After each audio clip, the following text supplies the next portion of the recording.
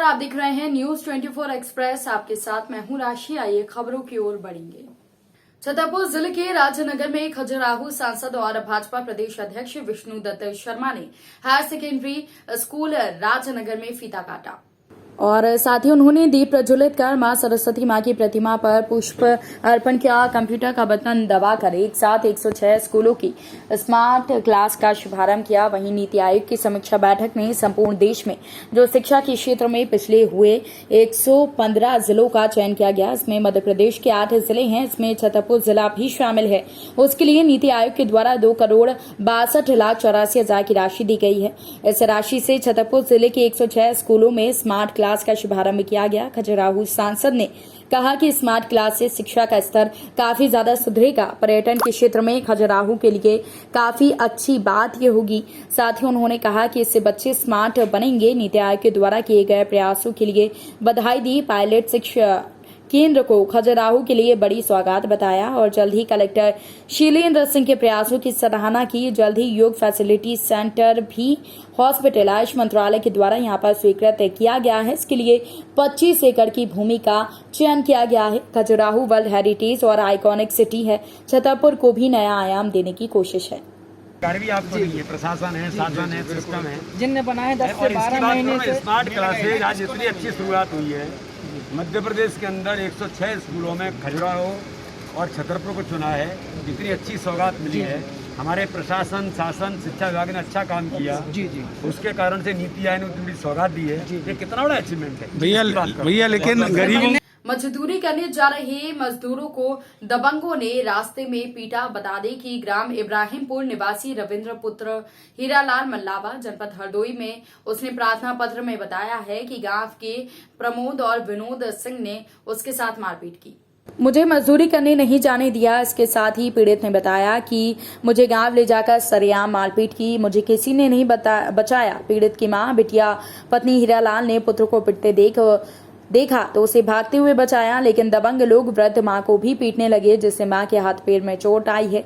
किसी तरह मां बेटा स्थानीय थाना मल्लावा पहुंचे तो तहरीर देकर एफआईआर दर्ज करवाने की मांग की। वहीं प्रभारी निरीक्षक ने हल्का सिपाही सुधाकर मौर्य को बुलाकर घटना की सत्यता जानने के बारे में मौका मुआयना करने भेजा तो सिपाही सुधाकर मौर्य हल्का दारोगा प्रिंस खरवार ने पीड़िता को अपने कमरे में बुलाकर गाली गलौज किया। कहा कि साले झूठा दवा बनवा रहा है, तेरे मुंह में बरिया ने काटा है। उल्टा पीड़ित पर फर्जी मुकदमा लिखाने का दबाव बनाने लगे और कहा कि समझौता नहीं करोगे तो तुम्हें जेल भेज देंगे।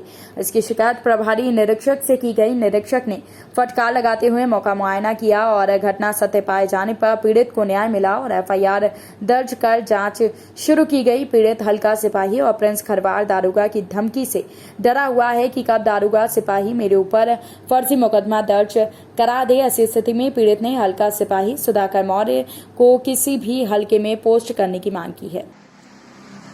क्या नाम है तुम्हारा? रविंद्र। क्या हो गया है? लड़ाई किसके साथ झगड़ा हुआ है? प्रमोद और विनोद। मारा है क्या तुमको? बहुत मारा। कहाँ मारा है? मारा है पेट में, पीठी में। है? पेट पीठी उनको। क्यों मारा? कुछ नहीं ऐसे। फिर क्या हुआ? हम जा रहे थे काम करने के लिए, वहाँ आए दोनों लोग मारने लगे। फिर क्या हुआ? वो जो गांव वाले दौड़े। अच्छा, उन्होंने छोड़ छाड़ के। कहाँ कहाँ चोट लगी है? मुंह में लगी है, वो लातों घोंसों से मारा है। अच्छा अच्छा, और किसको किसको मारा है? और मेरी माँ को मारा है, वो आ गई बाद में। तुमको भी मारा है? हमको भी मारा। तुमको काहे के लिए मारा है? हमारे रहे बाद में मालूम बहुत चिल्लाती भागत जया रहे तो बाग है गहरा गहरा गहरा बोल हो जाता। जब हम उनका देखो तो हम चिल्लाने लगे, मार डाले जैसे हमारे भैया उठा डंडा धड़ हमारे हाथ पर मार दिए। तुमको कहाँ मारा है? हम कहीं यहाँ से पुलिया है। नहीं, कहाँ चोट लगी तुम्हारे? चोट लगे है, पकड़ के हम वहाँ है। हाँ, इसमें लगी है? हाँ। अच्छा, थाने गए हो? थाने में कोई सिपाही तुमसे कुछ कह रहा था? कह रहे थे। क्या कह रहे थे? मेरे साले बरैया कटा के लाए। और कौन दरोगा था? दरोगा का नाम नहीं जाने, बड़े तो आए नहीं। प्रिंस दरोगा था। क्या कह रहा था? मेरे साले बरैया कटा के लाए, अगर झूठ हुआ तो गाड़ में लाठी कर। बरैया कटा के लाए हो और गाली दे रहा था? ठीक। 27 जून को शहर के बोहरा कॉम्प्लेक्स में कुछ लोगों के द्वारा मुस्लिम समाज अध्यक्ष शफीक उर्फ काले खां की गोली मारकर हत्या करने का सनसनीखेज वारदात सामने आई थी। इस घटना पर से थाना कोतवाली गुना ने 2 लोगों को 12 घंटे में गिरफ्तार कर लिया। बाकी आरोपी फरार थे, जिनको आज कोतवाली पुलिस की विशेष टीमों ने आज बचे 3 आरोपियों हनीफ खान, बिक्की और आदिल को गिरफ्तार किया है। आरोपी हनीफ खान एक तरह का जघन्य अपराधी है। इसकी आपराधिक गतिविधियों पर अंकुश लगाने के लिए आरोपी हनीफ के विरुद्ध राष्ट्रीय सुरक्षा कानून के तहत तत्परतापूर्वक कार्रवाई की गई और राष्ट्रीय सुरक्षा कानून के तहत आरोपी को निरुद्ध किया जा रहा है। गुना शहर में दिनांक 27 जून को शफीक उर्फ काले खां का हत्याकांड हुआ था, जिसमें कि गोली मारकर उनकी हत्या कर दी गई थी। इस हत्याकांड के जो मुख्य आरोपी थे, उन 3 मुख्य आरोपियों को पुलिस ने तत्परतापूर्वक तत्समय ही कार्रवाई करते हुए 12 घंटे के अंदर गिरफ्तार कर लिया था। इसके बचे हुए मुख्य सरगना हनीफ एवं उसके अन्य सहयोगी साथी जो इस हत्याकांड को जिन्होंने अंजाम दिया था, इस प्रकार से 4 आरोपी फरार थे। इन आरोपियों की तलाश के लिए विशेष टीम बनाई गई। 5 टीम अलग अलग इसमें कार्य कर रही थी, जिन्होंने कि न केवल मध्य प्रदेश बल्कि मध्य प्रदेश के बाहर भी इनको तलाश किया। शातिर आरोपी हैं, कई स्थानों पर ये जाते रहे, अपना स्थान बदलते रहे। इन्हें छबड़ा, राजगढ़, शाजापुर, ग्वालियर, झांसी इत्यादि अन्य स्थानों पर तलाश किया। अंततः छतरपुर में इनके होने की भी सूचना प्राप्त हुई, जहां हमारी विशेष टीम पहुंची पतारासी करते हुए। वहां इनका होना ज्ञात हुआ था। पुलिस इनके नियत स्थानों पर जब पहुंची तो वहां से ये भाग खड़े हुए। उसके पश्चात लगातार इनको ट्रैक किया जाता रहा। छतरपुर में जिन लोगों ने इनको शरण दी थी, इनके घरों में ये शरण पाए हुए थे, उनको 212, 216 आईपीसी के तहत हत्या के मामले में शरण देने में आरोपी बनाया गया है। उनको भी गिरफ्तार किया गया। उसके पश्चात इनकी लगातार सघनतापूर्वक तलाश की गई तकनीकी साधनों के माध्यम से, और हमारी टीम ने मुखबिरी के माध्यम से और स्वयं दिन रात मेहनत करके एक विशेष टीम इसमें लगी रही। इन्हें हरिपुरा के पास जंगलों में इनका लोकेशन प्राप्त हुआ, जहां पर टीम ने घेर कर इनको गिरफ्तार किया।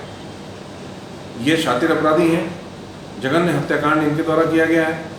इनके द्वारा घटना के पूर्व एवं घटना के पश्चात जो आतंक फैलाया गया था, उससे शहर में काफ़ी तनावपूर्ण वातावरण और दहशत का माहौल निर्मित हुआ था। बाजार बंद हुए, लोग दहशत में आ गए थे। घटना के पश्चात भी इस तरह की इनके द्वारा धमकियां दी जाती रहीं। अतः इनके विरुद्ध राष्ट्रीय सुरक्षा कानून NSA की कार्रवाई हनीफ के लिए की गई है और उसको रासुका में निरुद्ध किया गया है। साथ ही 302 के तहत और अन्य धाराओं के तहत मामले में गिरफ्तार किया जाएगा। PR लेकर अग्रिम पूरी कार्रवाई की जाएगी। असलहा उससे जब्त किया जा रहा है। बाकी सभी कार्रवाई उसमें की जा रही है। 4 आरोपी इसमें पकड़े गए हैं। मुख्य सरगना जो हनीफ है, इसके साथ 4 आरोपी पकड़े गए हैं। इनकी एक ये बहुत ही कुत्सित या बहुत कहना चाहिए कि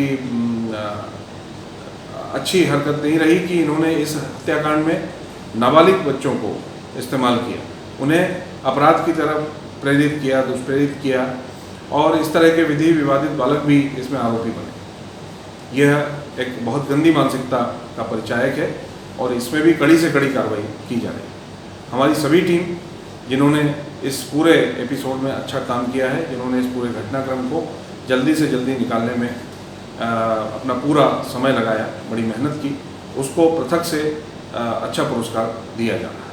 रायगढ़ नगर निगम की महापौर जानकी काटजू और आयुक्त S जयवर्धन ने निगम सभाकक्ष में स्वास्थ्य विभाग और वाहन विभाग की संयुक्त बैठक ली।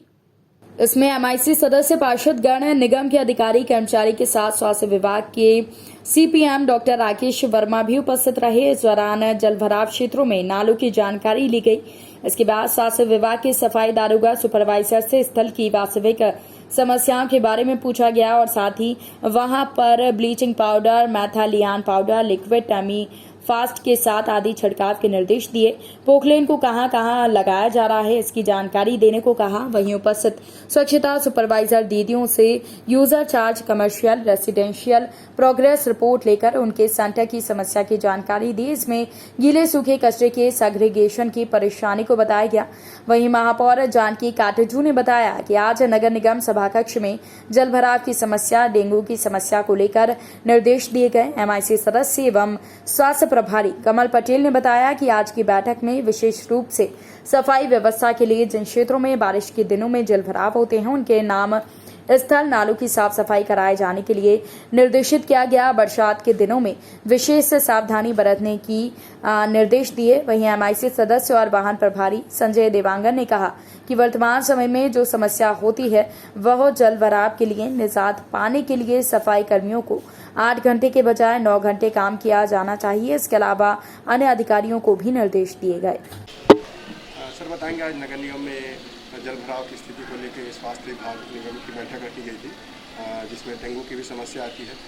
सर जानकारी देंगे क्या क्या उसमें प्लानिंग हुई? जी, जैसे कि सबको विदित है कि पीलिया और डेंगू हमारी रायगढ़ शहर की एक समस्या बनी हुई है।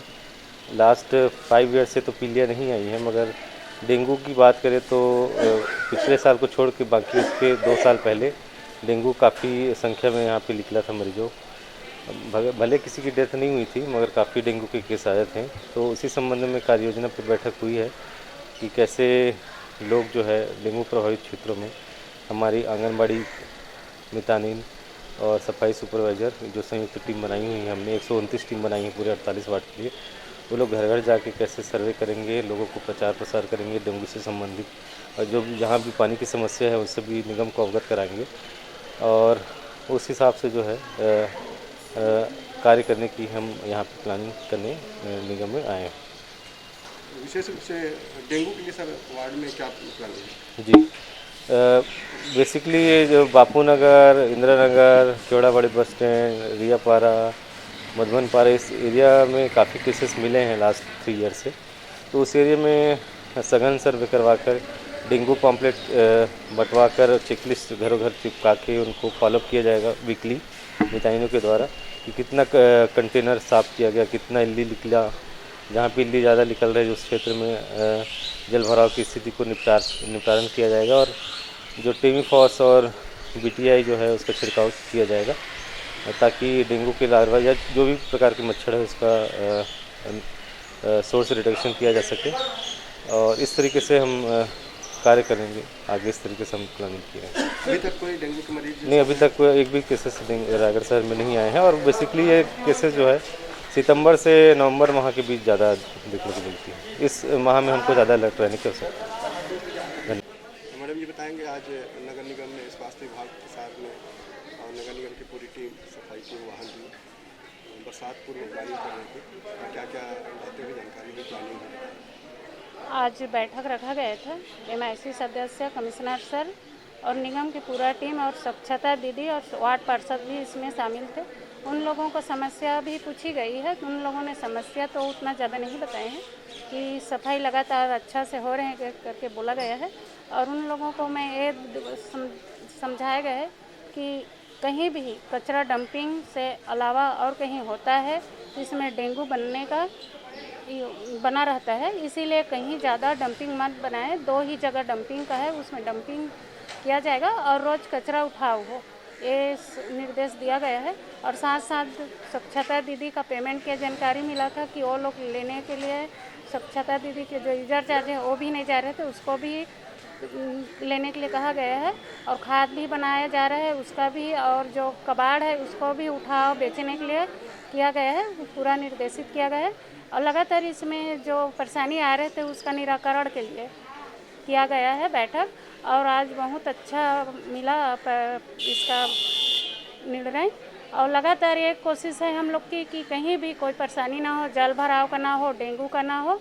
इसलिए भी डेंगू का भी समस्या के लिए डॉक्टर वर्मा को बुलाया गया था। उनको भी समझाइश दिया गया है कि मितानी नवन आंगनबाड़ी और सुपरवाइज़र तीनों निगम के टीम के साथ अच्छे से गाइडलाइन करते हुए उस पर निगरानी किया जाएगा और हर घर जाके उसमें समझाइश दी जाएगी, पम्पलेट दी जाएगी और कहीं भी पानी भरा रहता है इसको पलटने के लिए किया जाएगा ताकि डेंगू ना हो। और अभी तो ज़्यादा समस्या है जल भराव को, उसके लिए लगातार जिंदल का गाड़ी और अपने नगर निगम का गाड़ी और सफाई कर्मी लगातार गैंग लगाकर सफाई किया जा रहा है।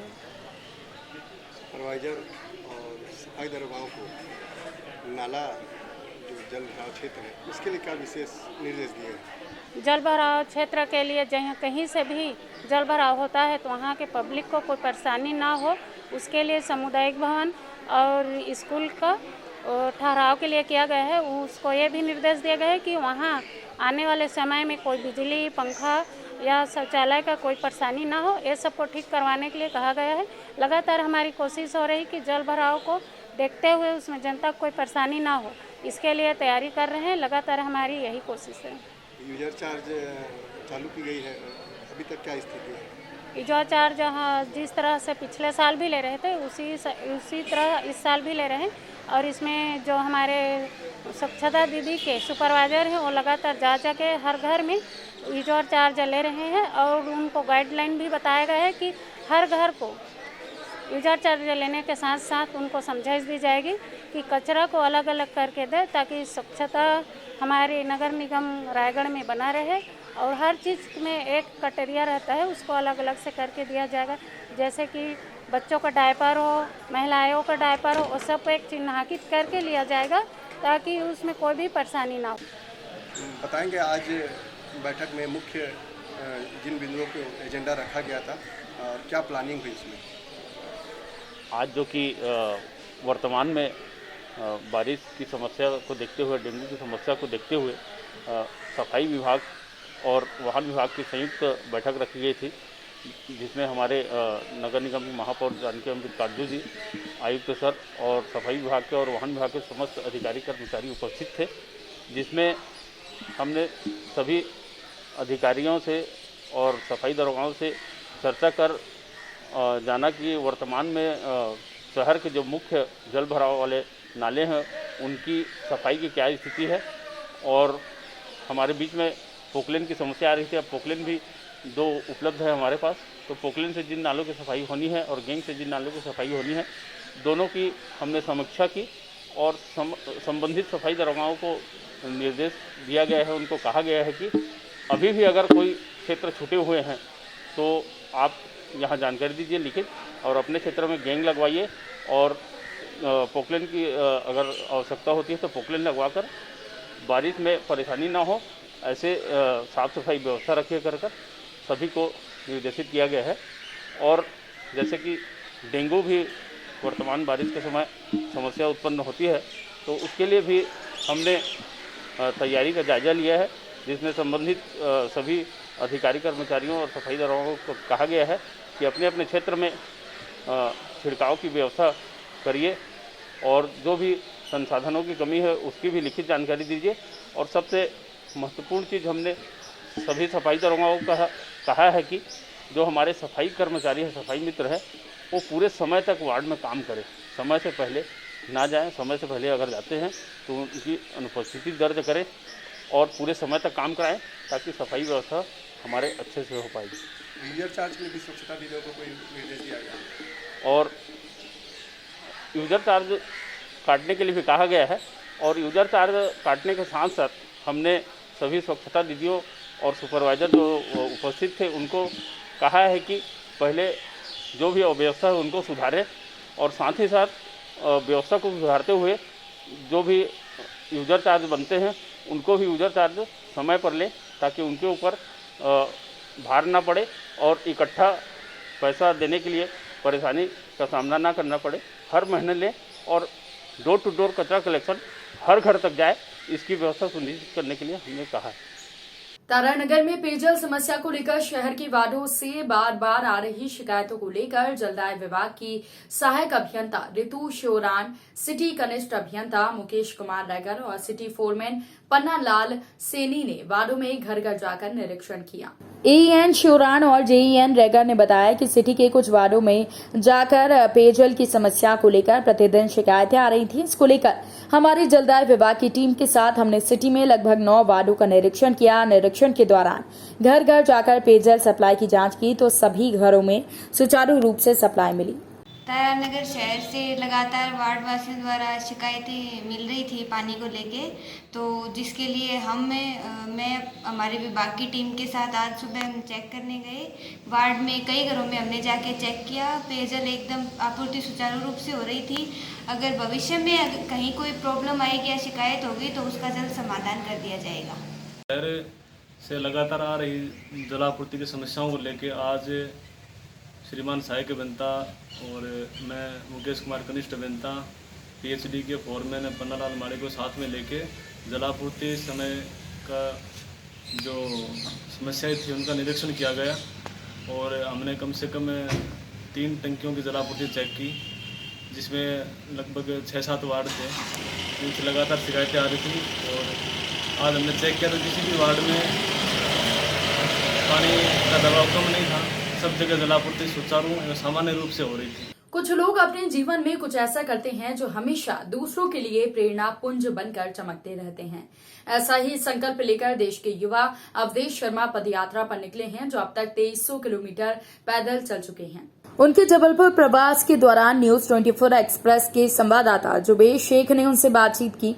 ये हैं जोशी कला मथुरा निवासी अवधेश शर्मा। लद्दाख से कन्याकुमारी तक 4200 किलोमीटर की पैदल यात्रा पर निकले हैं। Guinness book of world record में नाम दर्ज कराने के साथ साथ ब्लड डोनेशन, पर्यावरण और जल संरक्षण पर लोगों में जागरूकता फैलाने का संदेश दे रहे हैं। इनका संकल्प है कि आने वाले 15 अगस्त को ये अपनी यात्रा समाप्त कर लेंगे। प्रतिदिन औसतन 40 किलोमीटर की पदयात्रा ये करते हैं। वैसे अभी तक अधिकतम एक दिन में 72 किलोमीटर ये पैदल चल चुके हैं। जी बताएं। मेरा नाम अवधेश शर्मा है, जोशी कला मथुरा निवासी हूँ।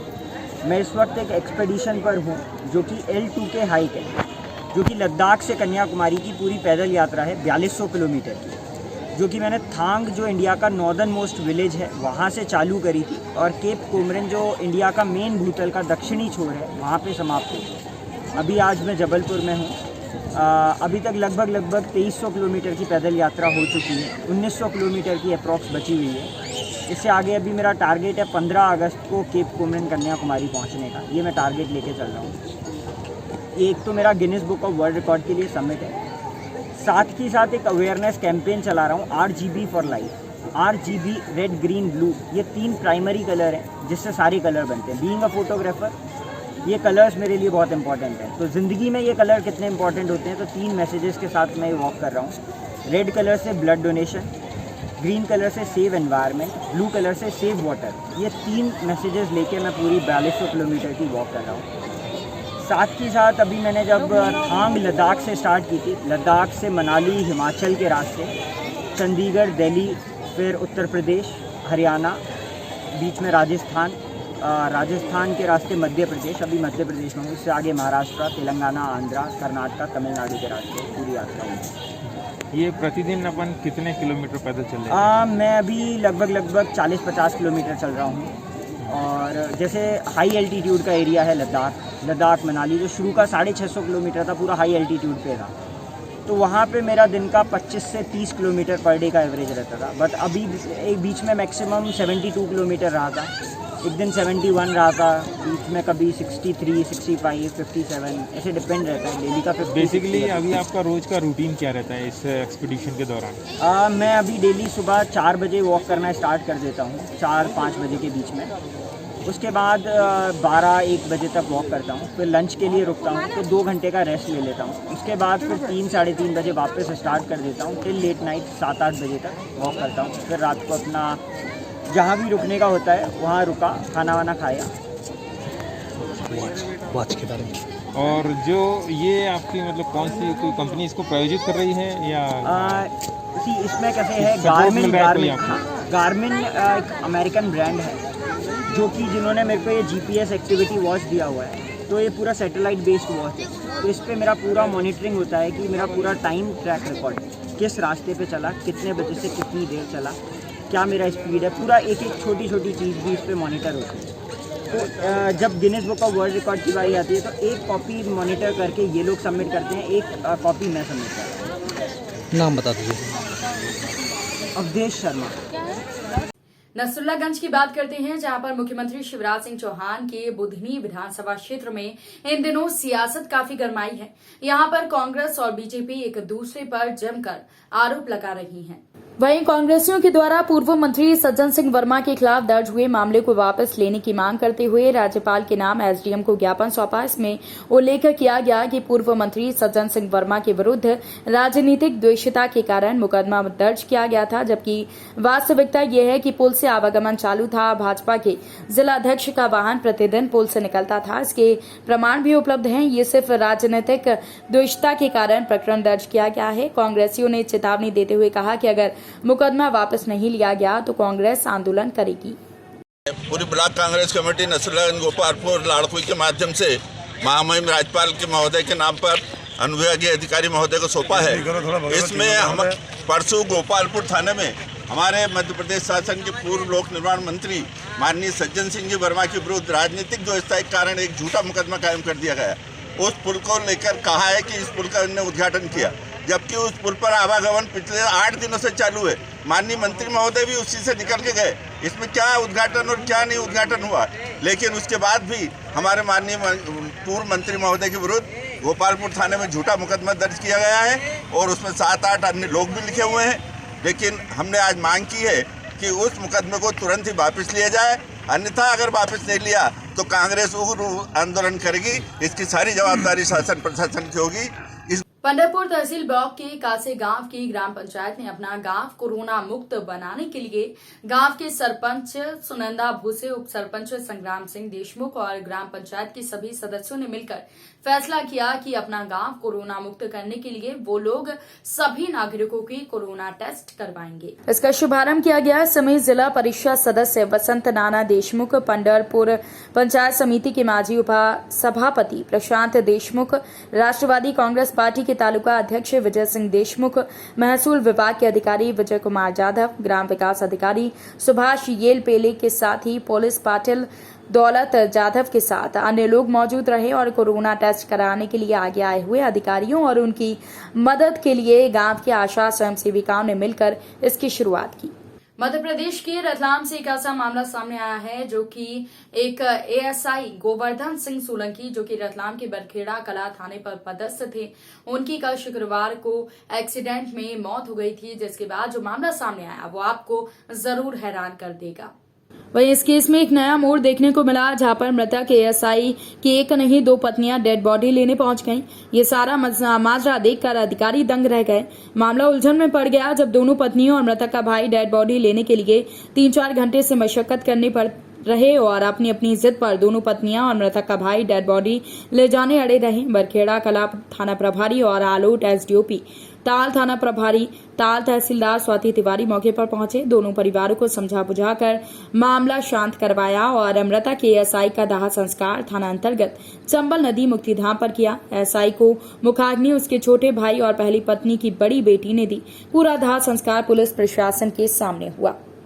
जो आज ये आपके थाने बरखेड़ा पर पदस्थ थे एएसआई जी, इनके जो एक्सीडेंट हुआ है, इनकी डेड बॉडियाँ हॉस्पिटल में रखी हुई है, पोस्टमार्टम चल रहा है। इनकी 2 वाइफ दावा कर रही है ये मेरे पति है, ये मेरे पति। सर क्या कारण है? दावा कर रही है दोनों, ठीक है, अच्छी बात है। और पहली पत्नी जो है उनसे इनका तलाक का केस चल रहा है कोर्ट में, और दूसरी पत्नी उनके पास जो है हमारे एएसआई उनके पास रह रही है। और ये दोनों जो दावा कर रही है ठीक है, अच्छी बात है। लेकिन मृतक के भाई भी यहाँ पे मौजूद हैं, जो अपने साथ भाई की बॉडी ले जाना चाह रहे हैं और अंतिम संस्कार अपने पैतृक गांव में करना चाह रहे हैं। अगर ये दोनों पत्नियां चाहती है कि वहाँ मतलब अंतिम संस्कार करना चाहती है तो ये वहाँ पैतृक स्थान पर जाके अपना अंतिम संस्कार कर सकती है। नहीं सर, मेरा का मतलब ये है कि इनको दिक्कत हो रही, मतलब पहले वाली पत्नी को डेड बॉडी ले जाने पर। जब उनके परिवार में ले जा रहे थे? हाँ, उनके परिवार में वो जावरा ले जा रहे हैं। तो पत्नी चूँकि इनसे तलाक का विवाद चल रहा है तो इनका तो अधिकार बनता ही नहीं है, और चूँकि मृतक का सगा भाई है साथ में तो उनको बॉडी दी जाएगी। एक्सीडेंट का कारण क्या रहा सर ऐसे सर? एक्सीडेंट अनबैलेंस हुए हैं और ये पुलिया में टकराए हैं, बस उससे चोट आई, उससे से उनकी मौत हुई है। हाँ, कहाँ के रहने वाले हो? उज्जैन नागेरी। जो अभी ये कल जो बरखेड़ा थाना में पदस्थ थे, इनका एक्सीडेंट हुआ, ये इनके साथ आपका क्या रिश्ता था? मेरा भाई है, उनका रिश्ता है जी। कैसे एक्सीडेंट हुआ? सर ये उधर से वहाँ से आ रहे थे कब्र से, तो बोले एक्सीडेंट हो गया, टकरा के गिर गए। जी। आपको कैसे पता चला एक्सीडेंट का? आपको कैसे पता चला? मेरे बताओ भैया ने, ये भैया क्या नाम बोले, तुम भैया ने फ़ोन किया था। जी। तो इसमें तो दो औरतें और दावा कर रही हैं कि ये मेरे पति हैं, आप अलग बोल रहे हैं कि ये डेड बॉडी में ले जाऊंगा, वो औरत बोल रही डेड बॉडी में ले जाऊंगा, तो क्या करना था? कोई पत्नी है तो झुंडा इल्ज़ाम लगा रही, वो मेरा भाई है, खून का रिश्ता है, मैं ले जाऊँ मेरे भाई को। आप कहाँ ले जाना चाहते हो? उज्जैन ले जाऊँगा ना सर। आप उज्जैन, वो जावरा के बोल रहे हैं? तो मैं उज्जैन लगे यहाँ तो मेरे घर आके इनका संस्कार कर देगी, तो मेरा खून अकेला मेरा हाथ है, मेरा भाई है, लेके जाऊँगा ना। जी। हाँ। तो आपको क्या परेशानी आ रही है डेड बॉडी ले जाने? नहीं, तो मैं ये जब 12 साल से ये रखनी रही साथ में, घर आया तो आँख में मिर्ची डालना, मारना, घर से बाहर निकालना, 12 साल से कभी खाना नहीं दिया। किसको नहीं दिया? किसके आँख में मिर्ची डाली? मेरे भाई को मारा है। जो ये पदस्थ थे थाने पे या बरखेड़ा थाने पे? हाँ, पुलिस ने मेरे भाई को। जी। इन्हें आने नहीं दिया। आपका तो क्या काम के? जो आपके भाई पुलिस थाना में पदस्थ थे, इनका आना जाना उज्जैन होता था कि जावरा होता नहीं, था? जावरा आते तो आने नहीं देते ये तो सर। जी। कभी वार त्योहार घर आ जाओ, उज्जैन क्या है, किसी पे लाछन लगाना, गंदा बोलना, कुछ भी कहना, तो ये भैया रिया रख के चल मेरे साथ चल, तो नहीं चलो, नहीं आओ, हर बार मना करते। तो मेरा भाई है तो मेरा हक है, पहला मेरा खून है, मेरा मैं ले जाऊँगा उज्जैन। ये आए तो बोले आके अब आखिरी बार तो सही साथ अंतिम संस्कार कर दो उनका, तो इसलिए उज्जैन ले जाए, आ सकते हैं, मना नहीं करें इनको। कोई दिक्कत तो नहीं आ रही आपको डेड बॉडी ले जाने वगैरह में? नहीं, हमको मैं ले जाऊँ मेरे बेटो को, मेरे कोई दिक्कत नहीं आ रही, मैं तो ले जाऊँ उज्जैन मेरे भाई की। संभल जिला पंचायत अध्यक्ष पद के लिए चुनाव के दौरान बेहद चौंकाने वाली तस्वीरें सामने आई, जहां जिला मुख्यालय परिसर में भारी सुरक्षा व्यवस्था के बीच किसी बात को लेकर बहस हुई और देखते ही देखते सपा और भाजपा कार्यकर्ता एक दूसरे पर भिड़ गए। बात हाथापाई तक पहुंच गई, जमकर हंगामा हुआ, धक्कामुक्की हुई, बात इतनी बढ़ गई कि हाथापाई तक जा पहुंची। सपा भाजपा कार्यकर्ताओं को आपस में जूझता देख वहां मौजूद प्रशासनिक अधिकारियों के हाथ पांव फूल गए। स्थिति को देख अफसरों ने समझा बुझाकर मामला शांत कराया। नाराज सपा कार्यकर्ता जमीन पर बैठ गए, कार्रवाई की मांग करने लगे। आवश्यकता इस परिस्थिति में होती है कि या तो बगैर पढ़ा लिखा हो, हैंडीकैप, कम नज़र आता हो, मतलब ऐसी परिस्थितियों में हेल्पर बनाया जा सकता है। ऐसा कोई है और 48 घंटे का है, रातों रात हेल्पर बना दी जाए और हट्टा कट्टा सदस्य है भाजपा का, उसके साथ हेल्पर की क्या ज़रूरत थी? इसका मतलब ये कहीं ना कहीं मिली भगत है। तो क्या चाहते हो आप?